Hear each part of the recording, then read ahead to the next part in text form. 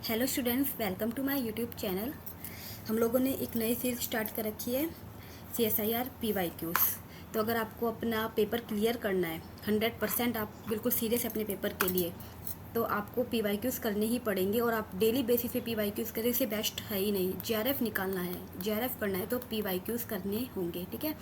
मेरा first attempt में clear है, ठीक है, क्योंकि मैंने मतलब यूनिट कम की थी लेकिन PYQs जरूर किए थे। और इस सीरीज़ में आपको डेली 5 to 10 PYQs सॉल्व करवाए जाएंगे, जिससे आपकी PYQs की प्रैक्टिस हो जाएगी। और आपके जब आप पेपर देने बैठोगे तो आपको पता भी नहीं चलेगा कि आपकी PYQs कंप्लीट हो चुके हैं एवरी यूनिट, ठीक है।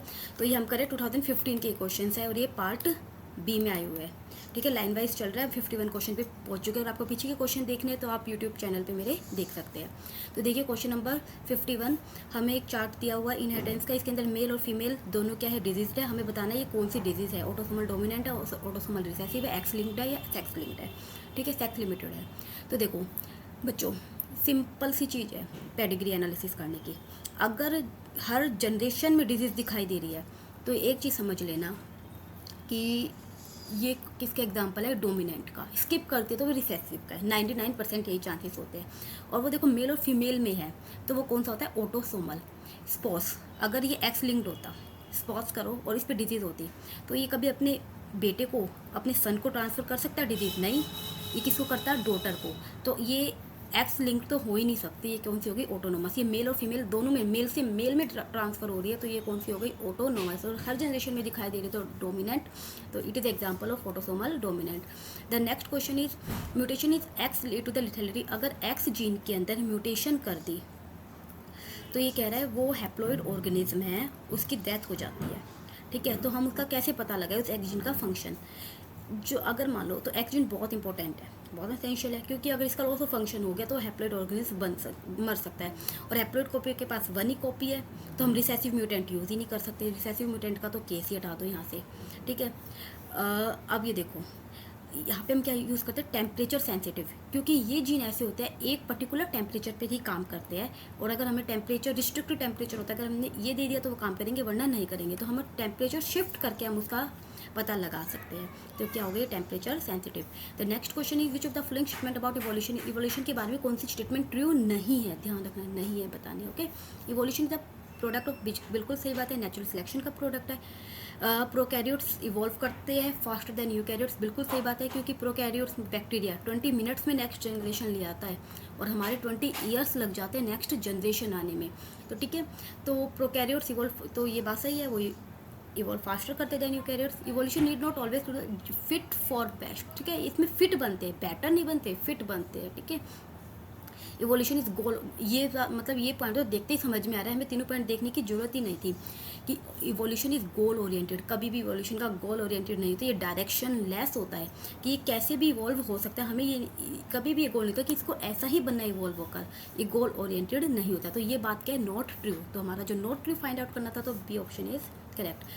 Move to the question number 54, which of the following condition is not likely to the favour male monogamy. Male monogamy क्या होता है बच्चों, मेल सिर्फ एक फीमेल तक ही रहता है, ठीक है। उसके साथ ही अब जो वो करता है सेक्सुअल रिलेशनशिप वगैरह एक फीमेल तक ही रखता है। एक ही मोनोगैमी होता है, 1 फीमेल, ठीक है, ठीक है। गैमस मोनो 1, ठीक है, ऐसे पता लगा लिया करो। तो अगर वर्ड भी समझ में नहीं आया तो उसको तोड़ के देखा करो, बायो में सब समझ में आ जाएगा। व्हेन द मेल हैज, अब देखो इसमें से बताना है कौन फेवर नहीं कर रहा मेल मोनोगैमी को। सारे ऑप्शंस देखते हैं one by one. When the male has to guard his mate against mating by another male. जब मेल गार्ड है हिज मेट, अब मेल है अपने गार्ड को मेट कर रहा है अगेंस्ट मेटिंग, तो वो अनदर मेल को मेट करने से रोक रहा है। हाँ, तो when mail guard is female, ठीक है, फीमेल आएगा, ठीक है, अपनी फीमेल को दूसरे मेल से गार्ड करने के लिए रोक रहा है। तो ये बात सही है, अगर वो रोक रहा है तो वो एक ही मोनोगैमी है, वो दूसरे के पास नहीं जाने दे रहा, तो ये बात सही है। When the male want to spend more time for foraging, जब मेल को खाना ढूंढने में बहुत टाइम लग रहा है, अगर वो खाना ढूंढेगा तो वो अपने बीवी बच्चों का ध्यान कैसे रखेगा, अपनी जो वाइफ है उसका ध्यान नहीं रख पाएगा। तो ये बात क्या है, मोनोगैमीज को फेवर नहीं करती। तो ये ऑप्शन क्या है, करेक्ट, क्योंकि हमें बताना है not likely to favour. When the male, एक बार और ऑप्शन भी देख लेते हैं क्या कह रहा है। When the male has to assist the mate in the था brood and nesting care.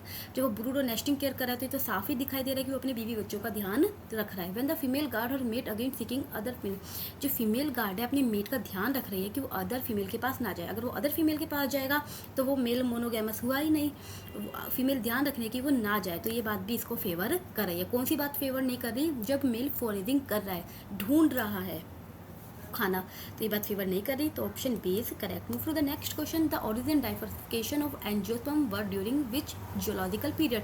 Angiosperm का डाइवर्सिफिकेशन हमें किस पीरियड में दिखाई दिया था? देखो जियोलॉजिकल पीरियड पे हर साल क्वेश्चन आते हैं, ठीक है, तो ये तो आप रट ही लेना, कुछ ना कुछ पूछ ही लेंगे आपको पार्ट बी में, तो जरूरी मिलेगा, ठीक है। तो देखियो एंजियोस्पर्म हमें पता है क्या होता है, फ्लावरिंग प्लांट होते हैं, ठीक है, फ्लावरिंग प्लांट। इनका ओरिजिन हुआ था अर्ली क्रिटेशियस ईयर में, ठीक है, कितने 130 to 140 million year ago. Mid Cretaceous year में ये बहुत जल्दी फैले थे, रैपिडली डाइवर्सिफाइड हुए थे। Early period were dominant by gymnosperm. Early periods were dominant by, जो अर्ली पीरियड्स में पहले जो जिम्नोस्पर्म थे, लेकिन वो जो क्रिटेशियस पीरियड्स थे, क्रिटेशियस पीरियड्स के अंदर एंजियोस्पर्म बनने स्टार्ट हो गए थे और मिड तक वो बहुत बुरी तरह फैल चुके थे, ठीक है। तो हम कह सकते हैं क्रिटेशियस पीरियड, और लास्ट तक तो एंजियोस्पर्म ने अपना पूरा ही एरिया बना लिया था। तो आज के लिए इतना ही काफ़ी। और बच्चों अगर आपको अच्छा लगा हो तो चैनल को सब्सक्राइब करें, ठीक है। आपको यहाँ पर डेली PYQs और CSIR के लेक्चर, उससे रिलेटेड नोटिफिकेशंस मिलती रहेगी। और मेरी गारंटी, अगर आप PYQs मेरे साथ सॉल्व करेंगे तो आपका हर कॉन्सेप्ट क्लियर होगा और आप पक्का आपका JRF निकलेगा। I am also JRF qualified, ठीक है, और मैंने भी यही अपनी स्ट्रेटजी चूज़ की थी। Thank you.